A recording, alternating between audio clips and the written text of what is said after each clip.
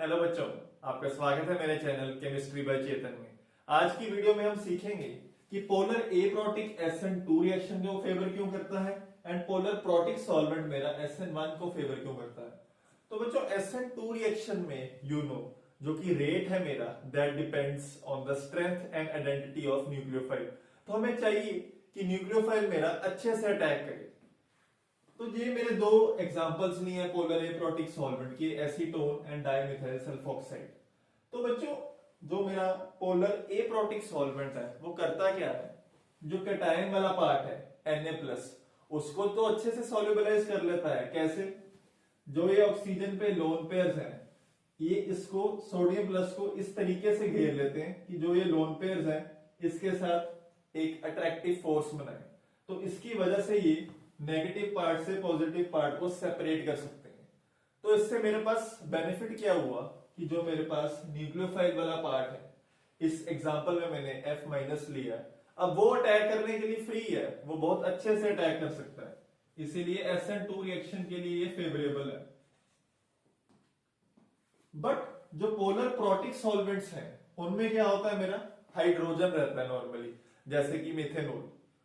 तो उससे मेरे पास बेनिफिट क्या हो रहा है कि सबसे पहले तो जो ये हाइड्रोजन बॉन्डिंग है, यहां पे आप देख सकते हैं कि वाटर के मॉलिक्यूल्स क्लोरीन के आसपास आ गए। तो जब ये हाइड्रोजन बॉन्ड बनाएंगे तो उससे बेनिफिट क्या मिलेगा, ये कार्बोकटायन अच्छे से जनरेट करने में हेल्प करेंगे। तो एक बेनिफिट तो ये हो गया।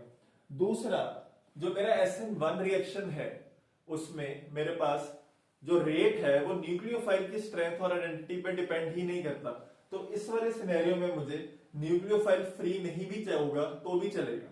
तो इसीलिए मेरे पास पोलर प्रोटिक सॉल्वेंट जो है SN1 फेवर करता है। जो सेकंड इंपॉर्टेंट पॉइंट है वो है जो स्ट्रेंथ है मेरी। तो जो पोलर एप्रोटिक है उसमें जो स्ट्रेंथ का ऑर्डर होगा that will be the same as the order of basicity. तो मेरे पास सबसे अच्छा बेस कौन है, F-, उसके बाद Cl-, उसके बाद Br- एंड उसके बाद I-। तो ये सेम ऑर्डर किसका रहेगा, मेरा न्यूक्लियोफिलिसिटी का भी यही ऑर्डर रहेगा। बट पोलर प्रोटिक सॉल्वेंट्स में देखो, जैसे मैंने एग्जांपल लिया X-, this is a halide ion. तो होता क्या है, जो मेरा हाइड्रोजन वाला पार्ट है, लेट्स से वाटर मेरे पास सॉल्वेंट है, तो वो इसको सराउंड कर लेगा। तो आपको पता है कि सॉल्वेशन किस केस में अच्छी होगी, जहां पे चार्ज डेंसिटी अच्छी होगी। तो मेरे पास जितना छोटा होगा एनायन,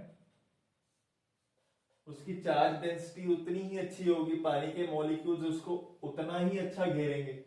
तो जितना अच्छा घेरेंगे, अब वो न्यूक्लियोफाइल अच्छा हो गया कि बुरा, बुरा हो गया, क्योंकि अब उसे अटैक करने में मुश्किल होगी। सबसे बेकार किसको घेरेंगे, I- को। क्यों? क्योंकि उसका साइज बड़ा है, उसकी चार्ज डेंसिटी क्या है, बहुत ज्यादा ही छोटी है। तो इसीलिए उसको कम वाटर के मॉलिक्यूल्स घेरेंगे and it is available as a good nucleophile.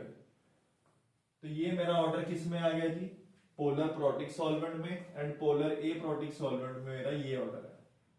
तो I hope this video is clear to you.